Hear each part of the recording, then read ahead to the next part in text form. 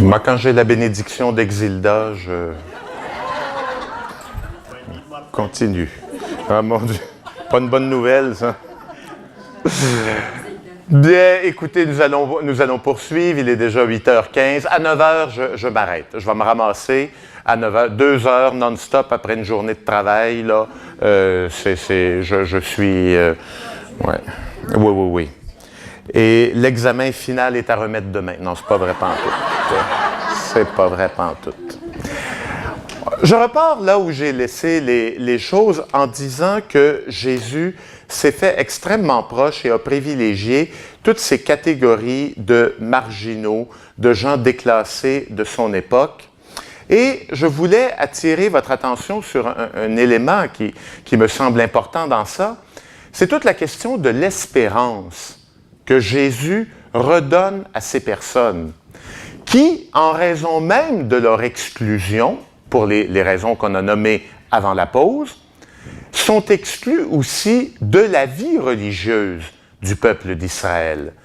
Et Jésus arrive avec un message, des attitudes, des gestes qui permettent à ces personnes d'être, je dirais, réintégrées dans la vie religieuse et aussi dans la vie sociale de leur temps. La personne malade, pensons-y de 2 secondes, petite parenthèse, la personne malade qui devient infréquentable, dès lors donc qu'on ne la considère plus comme une pécheresse ou comme un pécheur, bien évidemment, elle retrouve aussi des relations humaines. Elle est réintégrée dans le réseau social et dans le réseau religieux. Donc, énormément d'espérance de ce côté-là. C'est une des caractéristiques de Jésus.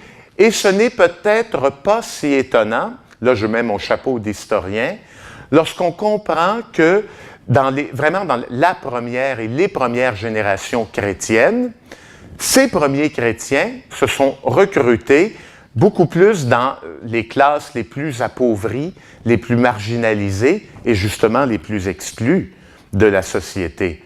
Avant de rejoindre une certaine élite là, qui va se convertir au christianisme, ça prendra quelques décennies. Il faut au moins avoir ça en tête. Bon, maintenant, une autre grande caractéristique de Jésus, qui va lui faire énormément d'ennemis, c'est sa liberté par rapport à la loi de Moïse. Il est tout à fait libre par rapport à ce qui pourtant est un des piliers du judaïsme de l'époque, avec les sacrifices, avec les purifications rituelles, la loi, la pratique de la loi de Moïse. Et vous le savez, ce qui était à l'origine les 10 commandements, qu'on a conservés évidemment, s'est développé en tout un appareil d'à peu près 613 commandements, donc qui sont quoi au fond? Qui sont pour essayer de régler tous les cas de figure possibles et imaginables posés par la vie concrète.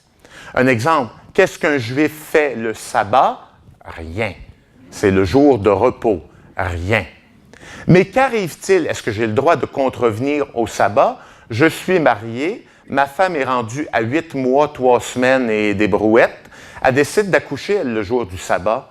Qu'est-ce qu'on fait? Elle remet le bouchon que le temps que le sabbat passe? Ben non. Ces fameux 613, ça a l'air drôle, mais ces fameux 613 commandements visaient à régler tous ces cas de figure particuliers. Un immense carcan. Et Jésus est très libre par rapport à ça. Et on le voit bien, je pense que l'exemple le meilleur, c'est ce qu'on appelle les antithèses de l'Évangile de Matthieu. Vous avez ça dans l'Évangile de Matthieu au chapitre 5. Je suis sûr que vous connaissez. Vous avez appris qu'il a été dit, or moi je vous dis.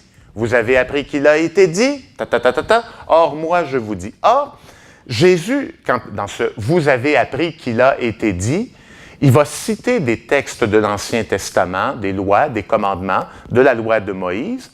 Et là, il y a quelque chose d'éminemment prétentieux, entre guillemets, de la part de Jésus. Or, moi, je vous dis. Quand je dis que Jésus parle peu de lui-même explicitement, là, vous en avez un bel exemple. Il se trouve à dire quelque chose de lui-même en proposant « moi, je vous dis ». Il se met à la place, en fait, de Dieu. Hein? Dieu a dit dans l'Ancien Testament, vous avez appris qu'il a été dit, moi, je vous dis. Il apporte du neuf par rapport à la loi de Moïse. Et là, ça nous amène à préciser des choses.